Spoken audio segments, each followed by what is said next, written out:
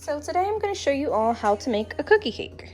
We have 1 cup and 2 tablespoons of flour, all purpose, 1 large egg that I've set out to get room temperature, a stick of butter that I'm also sitting out to get room temperature. You can use salted or unsalted. We have 1 cup of chocolate chips. You can use any chips that you like. You could also use white chocolate or peanut butter chips. And then we have 3/4 a cup of brown sugar. I'm using light, but you can use dark. It makes a small difference in the texture. And then here I have some things that I'm going to add in to the flour. So I'm going to add a 1/2 teaspoon of sea salt, a 1/2 teaspoon of baking soda, a 1/2 teaspoon of baking powder, and then I'm going to add 2 teaspoons of vanilla extract because I really like it. First step is to cream the sugar into the butter. So we're gonna just dump our sugar into a bigger bowl, make it a little easier. And then I'm going to cream it into this butter. But before I do that, I just wanna say you should preheat your oven to 325 and grease a pan. So what I do is I melt a little butter and then rub it all over the pan. And then we'll set that to the side and I will show you how to cream this. All right, so sorry if it's a little shaky, so I've put my butter in the bowl. I have a hand mixer, so I'm gonna use that, but you can also use a whisk or 2 forks. So I kind of just like dig it down in there and crush it up a little bit. Sorry if it gets shaky. And then we'll just mix it like so. I'll have to alternate a few times. So you kind of just like press the butter into the sugar and then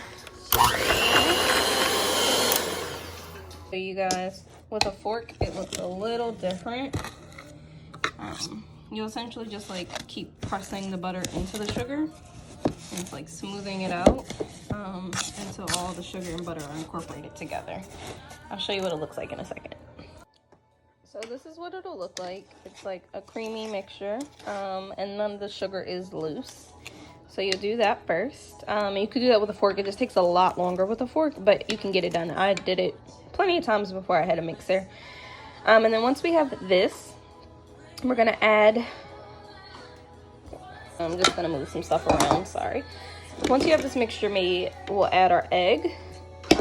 So what I like to do is I actually whisk my egg up.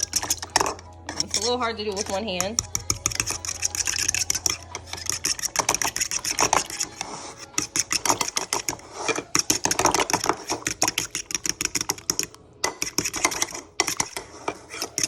I whisk my egg so it's just easier to incorporate.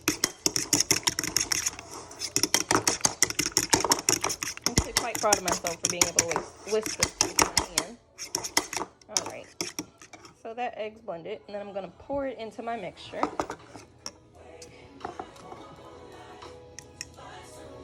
And I just like to get all the eggs, so I'm going to put you down for a second so that I can scrape all the egg out the bowl. In there, I scraped the last remainder out of the bowl. So then you just kind of mix this all together. And this is the reason, guys, why you can't eat raw cookie dough, because there's an egg in it. So now that the egg is all mixed in, I'm going to go ahead and add those 2 tablespoons of vanilla that I was telling you about. And this will be what, if you bake, is called your wet mixture. And this is where all the wet ingredients go. And then the salt, the baking soda, the baking powder, I'm going to add over into the dry mixture with the flour. I just like to whisk my flour around and make it a little more airier. You can also do this with a fork. And it now has the salt, which I'm incorporating all together, the baking powder and the baking soda. And now I'm going to take my wet mixture, which is the eggs, the butter, the sugar, and the vanilla, and pop it into the flour. So, the wet mixture together.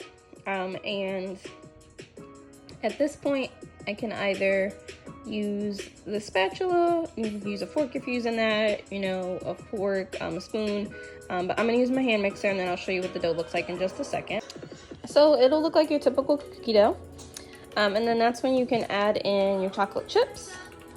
So I'm going to add about 1/2 of these because I just decided that I'm going to chop up some Oreos and put Oreos in it. So I'm going to add about 1/2 of those chocolate chips, and then I'm going to chop some Oreos. Chopped Oreos. I just want to say that you can add whatever you want. You could add sprinkles, you know, multiple chocolate chips, anything, but about 1 cup of whatever I guess, like, you know, the extra fun stuff you want to add is. And then I think I'll incorporate it. Now I'm going to add it to that grease pan that I showed you guys before. And I'll show you right before I pop it in the oven. Grease pan and press it in there. The trick to this, truthfully, is wash your hands really good. And then pour a little bit of vegetable oil, canola oil on your hands, and press it flat.